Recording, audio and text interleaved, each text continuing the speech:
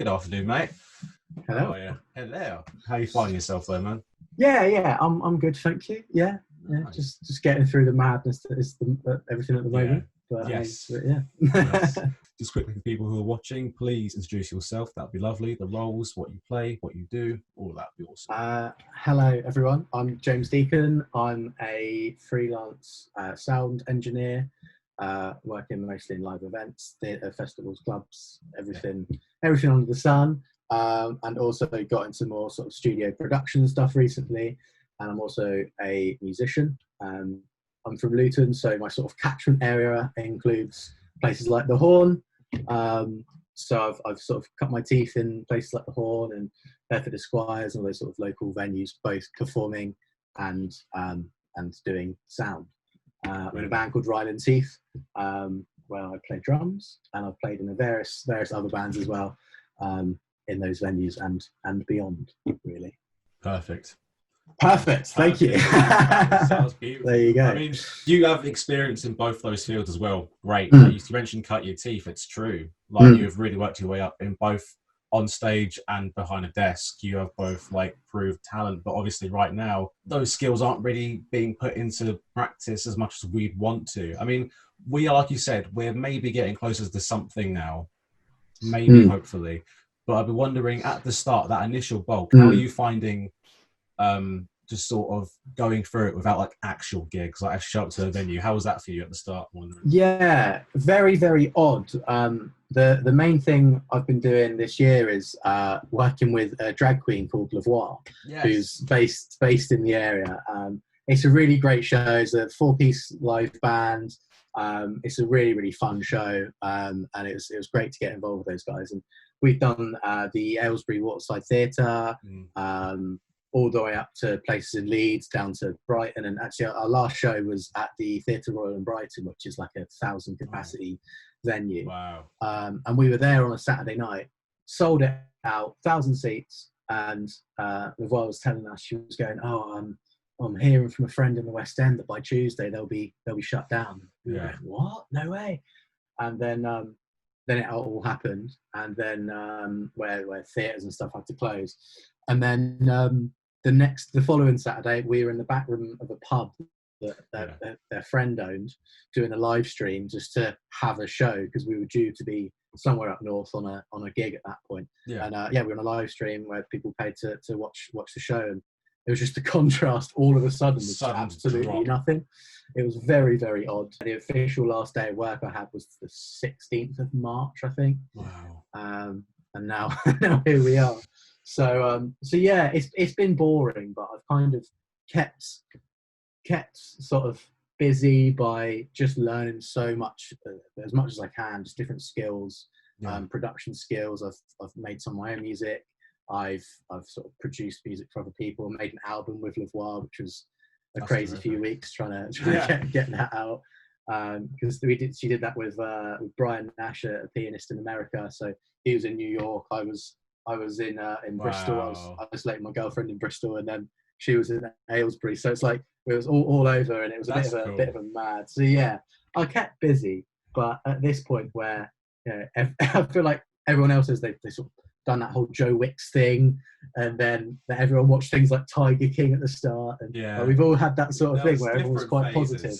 And now we're just like, okay, everyone's kind of, feels like everyone's back at work, and this industry just isn't. And I'm just like, right, okay, I'm bored of just studio stuff. I want to go out and do some live shows now. So yeah, that's kind of it. But yeah, learn loads more in different areas, and here we are now. So, and I mean, like, I think even though you can learn from home, essentially with a computer or some like tutorials, or just like from making mistakes, which is just an important part. I feel like you gain obviously you gain the most experience, but also you learn more, like if you're with bandmates, with other people in the moment. And you mentioned Lavoir, and that's a great example, because like with essentially your CV of who you covered with behind the desk with front of house work, it can go from Lavoir to AJ Tracy. Like if there's a vast brand, so like you've covered a lot, and then throw things like theatres as well. But does working in front of the house, does that also not only keep you on your toes and like learning new things on the moment, or how to like react and know when to do something, but also like does it just keep you on your toes in terms of like genres and like cultures and scenes as well? Like, I'm wondering, like, just that diverse. Yeah, I think that the first thing that every aspiring sound engineer wants to do is mix their favorite band, and you kind of don't see at that point, oh, I've got all this other stuff to do, and I've done loads at the Bear Club in Luton, which is jazz and blues, where I could have just a soloist on the piano doing 2 hours straight, and then I'll go over to XOYO and do, as you said, like an AJ Tracy, Stormzy gig, whatever, and it's just so completely vastly different. It's exactly true that you sort of transfer things over. It's just learning what's expected of the sound in this environment or this environment. I did a really weird festival once where we had like a punk band and then a jazz band. It was like a community stage at a festival, which is the really, really weirdest like combination. And the jazz band after the punk band, they were really worried. They were like, you're not going to know how we want to sound, but if you're making this band sound like this, and down to like the kick drum being the first thing I sort of line checked with the jazz band, kicked it once, they gave me a look of like, what are you doing? What are you doing? Like, let me just turn it down and just change the sound of it and take things from different places. But then you have to know what's wanted from certain genres. I've been lucky enough to do loads of Indian music and Asian music. A couple of places such as the Hat Factory in Luton and the UK Centre for Carnival Arts in Luton, where I sort of grown up cutting my teeth at those venues, and I became the guy in Luton that would do those Indian gigs because I just absolutely loved it. But when I turned up on my first gig and they'd got this instrument that I hadn't even known the name of it, and I'm like, sort of like, where do I put the mic on this? Like, how does it even work? And then essentially I've gone, well, that's like a piano. It's got some keys on it. Sounds a bit like a guitar, and you sort of just use your different knowledge from everywhere else, and that's kind of how it works. Love doing live sound so much more than studio stuff, because to me it's that risk. It's like with a studio, with a recording, you've got a million chances to fix it, and then even when it's done, you've got another million chances to fix it. I love almost like if I mess up in a show, then no one's going to remember it in a second's time. So maybe I will take that risk of trying something out mid-show, and obviously you've got to pick your moments to do that. But but then that's where you learn. You sort of learn on the job so much, and I feel like in this industry more than most, it's sort of there'll be more opportunity to learn on the job and prove yourself on the job than oh, well, I can do this, this, and this. Well, everyone says they can do this, this, and this. So. And like, was that with Rylands Heath when you were gigging? I mean, you've had some terrific support at the slots through the years as well. We did Elijah and the Bear at Esquires for Juicebox, and that was just an amazing show. They've got like anthems after anthems, and it's a similar sound to what we've always sort of wanted to go for, and that was great. And you've got Marzicans, who released their debut album today. So they've been on a massive journey. That was a couple of years ago. We supported them, but we've loved them since we discovered them a few years back. People like Yak and the Big Moon at the Horn. And that's what the Horn's so great for, is that it's like there's so many artists that come through at different stages. And to be able to get that chance to even just say, oh, we supported that band, and that's then like another tick in some promoters' minds. And I mean, you supported Youngblood as well. That's a huge tick right now. Say that you supported. When was that? 2016, 17? 2017, I think. Like it was like sort of his first tour. Yeah, he just sort of blew up since then. And he was basically telling us about that he's signed to this label, and fingers crossed it'll all work out. And then like the next thing, he's on Live Lounge and doing a song with Halsey, and fair play. Fair play to him. I remember when you were promoting, or when you just released your latest single, Talk Like, for Rylands, you put out a video of you just like recording individual bits in your back garden. Where was that? Exactly that. They just got me. It was great to watch that. It was just really like inspirational for me, being in this like creative rut, to go like, that's really interesting. With that, do you approach songwriting as a front of house engineer, or just as like a songwriter / drummer? The way we write as Rylands Heath is Jack, my bandmate, is he is the songwriter. I can't write lyrics to save my life, and I always find that initial spark really difficult. But he'll send me like a voice note, a 30-second voice note, and I'm like, Jack, that's all I want, and then and then I'll go from there, because that's why like, people always ask us, like, being a two-piece band, is that like difficult because there's only two of you? No, because like his his strengths are my weaknesses, and vice versa. And Yeah. he'll always start. Yeah, he'll always start a song, and then I'll take it and run with it and produce it really. And yeah, I think the way that we operate Rylands Heath, being a two-piece, is we've got backing tracks that I run from my side when we play live. So we've got Jack playing guitar and me playing drums, and then we've got different stems going to front of house, which is bass guitar, percussion, synth, other stuff going on. So to try and make it sound like a 5-piece band, it would only have existed if I do what I do. And I spoke to a couple of other people, friends of mine who do what I do, sort of for advice. What would you want if a band turned up with a setup like backing tracks and stuff? And that's where that came about, that initial thought. And yeah, every time we record, we did talk like ourselves, but our second latest single, Work of Art, we recorded at the amazing Studio 91 near Reading. And all the way along, I was saying to Sam Winfield, the producer, I said, we need to think about the live stuff. We need to think about how this is going to translate. Yeah. What we're going to bounce down into the stem for the percussion. What we're going to take. What we're going to use. So that's always in the back of my head, really. So yeah, from the start, that's there. But yeah, I think it's just trying to differentiate. This is my sort of live side of my brain. This is the recording side of my brain, and yeah, how that all sort of goes together. It's like what you said earlier on, it was quite difficult through lockdown because it was kind of doing it over text or over Zoom or whatever. And we had a session with a friend of ours, went away for a couple of days when we were allowed to. And it was amazing being in a room with 2 other people and just bouncing ideas off each other, and everything felt so easy. Yeah. I was in a bit of a rut before that, going, I'm not doing very well at the moment. I'm not coming up with any ideas, or nothing's coming to me. And then we did that, and then bang, it was just, and then we got a great song on the way. I feel like being in a rut sucks creatively, but when you do have those split-second moments, it's something. It does, like, things do build along the way, and that relates to what we said at the start. Really, like, it just comes through just cutting your teeth and embracing things, even if it comes through backing tracks or, like, again, like you said, like the 2 halves of your brain, like, fighting each other. Like, that's fine. Yeah, like, that's fine. But, like, I'm wondering, do you have to work in both these areas and to see both points of view? Do you have any advice for not just, like, the drummers or the songwriters who want to contribute more, but also people who want to get into front of house? Like, how people who may also have that clash. Like, I know that we at Juicebox here, we have, like, a development sort of scheme for like artists or people who want to work more behind the scenes. But how, from your point of view, do you have any wisdom you'd wish to offer in that regard? Because it'd be great to hear. You have a lot of experience. Well, thank you very much.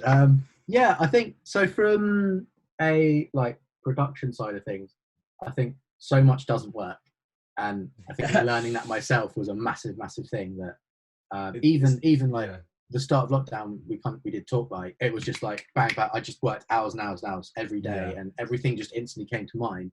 And then we tried a couple of others, and it just didn't work, and I was starting to doubt myself. And you have to discard ego. Yeah, exactly. Yeah. I was going, well, if I can do that, then why isn't this working? And then maybe 5, 6, 7, 8 songs later, I found something else, and then right, cool, I've got it again. I'm almost like I'm good again. Like doubting I forgive myself now. It's fine. Exactly, and you've just got to work through it, and you've got to just trust everything and trust that things take time, and that's kind of true for the rest of it. But yeah, with front of house stuff, I think so many people ask that question, like, it just. So I can imagine, it's day to day, like, how'd you get into it? Or, just chatting to anyone. That's a cool thing to get into. And I think if you really want to do it, I think the best thing to do is just go out and, when we can, go out and ask people, and go up to your sound engineer in a venue. And we've all got this, like, sort of stigma about us that we're grumpy people that, like, just angry and don't want to help and whatever, don't care. Just not true. Like, 9 times out of 10, I think I've always said that asking someone, can I come and shadow? What would you say to this? Like, any advice on how I do this?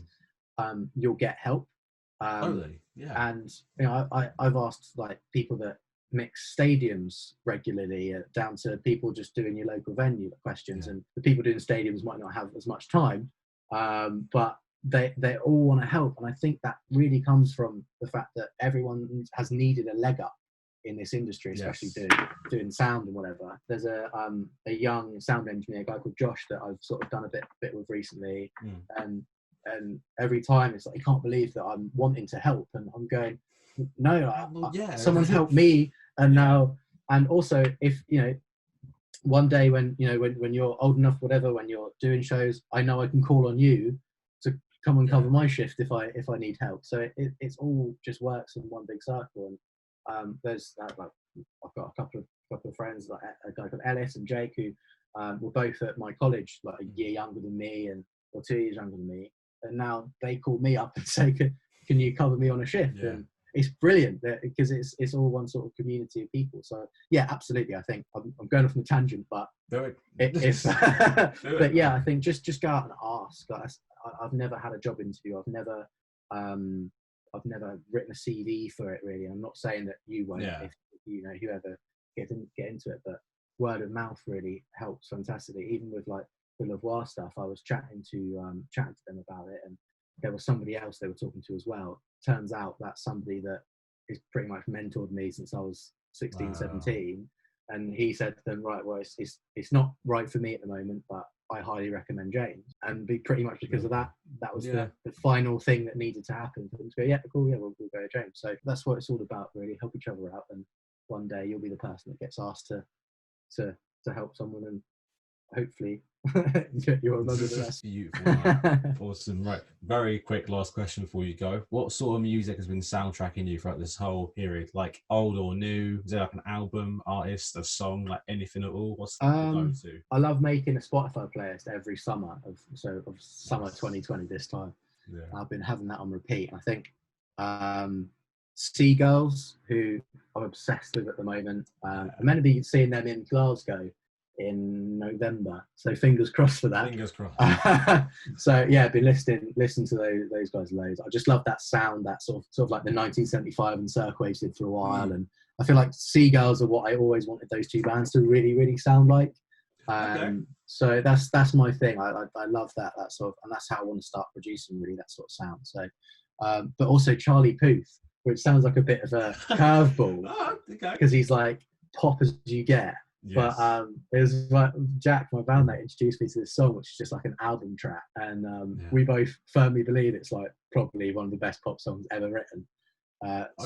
And it's called Somebody Told Me, if anyone wants to check it out. Check it out. And, there you go. So, funnily enough, I know that wasn't necessarily a question, like what exact song have you been listening to? That exact song I've listened to probably 15,000 times. It's like so your whole playlist is just that song 20 times, and one Seagull song in the middle somewhere. Yeah, I'm properly like I love pop music unashamedly. Like that's what me and Jack always say with Rylands Heath. Like we love pop music. We don't care. There is some good pop music out there. Anything that sort of makes me feel like it's a bit more summery than it is. Like that's kind of it. Like wishing to be back in the field on day 20 of 18-hour days, setting up a festival and doing a festival, packing it away. I mean, remind me next year when it gets to that point and I just hate it. I just want to go home and I'm just like knackered, and take me back to last year, and fingers crossed next year as well. Next year, I think, hopefully, that will be like the grand fingers party. Crossed. Fingers crossed. The fingers crossed world tour for everyone. Absolutely. Mate, absolutely. Thank you very much for coming today. This has been great. Honestly. No problem. Thank you so much for having me. It was a big honour to be asked. So. A big honour. Don't worry about it, man. Honestly, take care of yourself. All right. Thank you very much. Thank you again. Bye. Thanks.